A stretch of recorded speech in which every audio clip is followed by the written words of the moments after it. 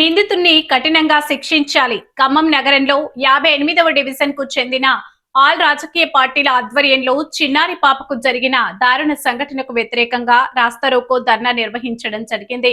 Rowdy sheeter Ghouse Pasha చేసిన కిరాతక దారుణ చర్య సభ్య సమాజం తలదించుకునేలా చేసిందని, వాడిని కఠినంగా శిక్షించాలని నినాదాలు చేశారు. ఈ కార్యక్రమంలో సిపిఐ కౌన్సిల్స్ నాయకులు బోడ వీరన్న, సిపిఐ జిల్లా నాయకులు సింగు నరసింహారావు, కాంగ్రెస్ నాయకులు జిల్లా శెట్టి రంగారావు, సిపిఎం 2 టౌన్ కార్యదర్శి బోడపట్ల సుదర్శన్, 58వ డివిజన్ ఆల్ పార్టీల నాయకులు సోమిరెడ్డి ఉపేందర్ రెడ్డి, నల్లమల వేణు, చాగంటి రామకృష్ణ, నాంపల్లి శంకరయ్య, పాలడుగు నాగేశ్వరరావు, మాదినేని సీతయ్య, సత్యనారాయణ, రాంబాబు, నరసింహారావు, రామాచారి, కృష్ణాచారి, ఉపేందర్ మరియు రమేష్ తదితరులు పాల్గొన్నారు.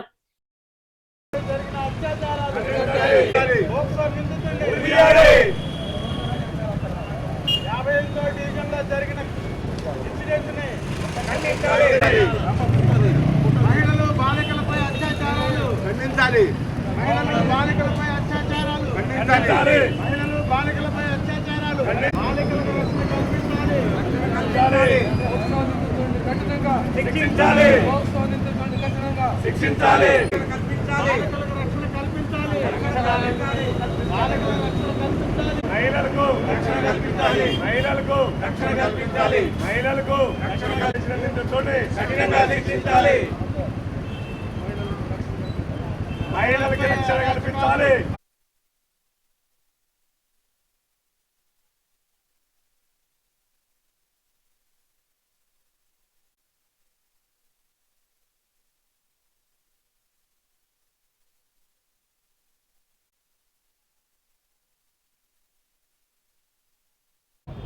మన రాపర్తి నగర్ ఏరియాలో అపార్ట్మెంట్లో గౌస్ అనే వ్యక్తి ఒక సాగులోళ్ళ అమ్మాయి వాళ్ళు అపార్ట్మెంట్కి వాళ్ళు వాచ్మెన్గా పనిచేస్తున్నారు. వాళ్ళ అమ్మ వాళ్ళ నాన్న పనిచేస్తుంటే ఈ అమ్మాయి హాస్టల్లో ఉంటుంది. ఈ సెలవులకు అని చెప్పేసి అమ్మాయిని ఇంటికి తీసుకురావడం జరిగింది. అమ్మాయికి 12 సంవత్సరాల వయసు. అమ్మాయి ఇంట్లో ఉంటుంటే ఇటు 2-3 రోజుల నుంచి కూడా 6వ తారీఖు జరిగింది. 6వ తారీఖు ముందు కూడా 2-3 రోజుల నుంచి అమ్మాయిని గుంజటం అలాంటి చికాకులు చేసిందంట. అది వాళ్ళ అమ్మతో చెప్పింది. వాళ్ళ అమ్మ కూడా ఇంకోసారి చేస్తే నాకు చెప్పని వాళ్ళ అమ్మ కూడా చెప్పడం జరిగింది. కానీ అమ్మాయిని తీసుకుపోయి ఆగం చేయడం జరిగింది. అమ్మాయి మా తాతకి చెప్తానేటప్పటికి అమ్మాయిని చంపేస్తే అమ్మాయి కింద పడ్డదని అనుకుంటారని చెప్పేసి ఆ రాక్షసుడు 3 స్టేర్ల మీద నుంచి కింద ఎత్తేయడం జరిగింది. కాపాడితే దేవుడు కరుణించాడు. అమ్మాయి చస్తే ఇలాంటి పాపిస్టులు బయటికి రారని చెప్పేసి అమ్మాయి కొద్ది బతకడం వల్ల వాడు బండారం బయటపడ్డది. కానీ వాడు పెద్ద రౌడీ నా కొడుకోడు. వాడు బస్ డిపో సెంటరు. వాడు నిన్న ఏమని చెప్తాడు, లారీ డ్రైవర్ అని చెప్పిండు. లారీ డ్రైవర్ గౌస్ అంటే ఎవరు అని మీ అనుకున్నాం.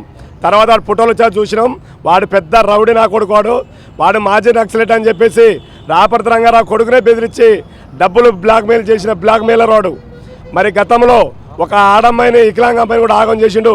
వాడి మీద ఎన్ని క్రిమినల్ కేసులు ఉన్నాయో అన్ని క్రిమినల్ కేసులు ఉన్నాయి. వాడి గురించి వాడి హిస్టరీ బస్ డిపో ఏరియా పోతే చెప్తారు అందరూ కూడా. వాడి హిస్టరీ బయటికి తీయాలి. వాడి పెద్ద దొంగ నా కొడుకు.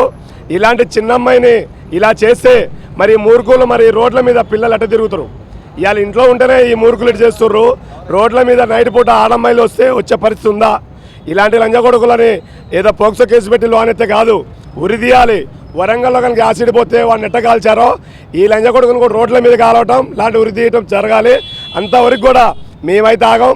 సాయంత్రం కోవతుల ర్యాలీ ఉంది. రాపర్తి నగర్ నుంచి మైర్ సెంటర్ వరకు ర్యాలీ ఉంది.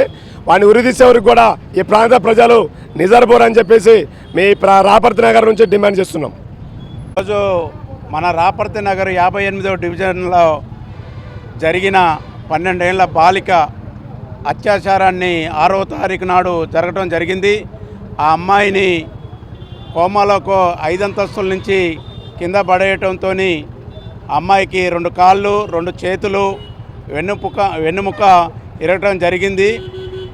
ఆ హత్య చేసిన నిందితుడు గౌసు పాషా కప్పిపుచ్చుకోవటానికి ఆ అమ్మాయిని చంపే ప్రయత్నం చేస్తే ఆ అమ్మాయి కోమాలకు పోయి ఒక ప్రైవేట్ హాస్పిటల్లో మనకి నిన్న 8వ తారీఖు నాడు ఆ అమ్మాయి కోమాలకు వచ్చిన తర్వాత ఆ అమ్మాయి తల్లిదండ్రులకి పలానా అతను ఇట్లా నన్ను చేశాడు, నన్ను బెదిరించి నన్ను పైకి తీసుకుపోయి అత్యాచారం చేసి నన్ను నేను కిందికి వచ్చి మా తల్లిదండ్రులకు చెప్తానని అనగానే ఎంబటే ఈ అమ్మాయి చెప్పొద్దని వాడు ఆందోళన చెంది 5 అంతస్తుల నుంచి కింద పడేసి అమ్మాయిని చంపే ప్రయత్నం చేశాడు. అట్లాంటి మూర్ఖుణ్ణి మనం ఈ ఏరియాలు కానీ ఖమ్మాలు కానీ ఉంచకుండా కఠిన శిక్ష పడాలని గవర్నమెంట్ తరపున అమ్మాయికి ఎక్స్గ్రేషియా ఇవ్వాలని కోరుకుంటూ, అదేవిధంగా ఇవాళ ఆంధ్రజ్యోతి పేపర్లో కూడా రావటం జరిగింది.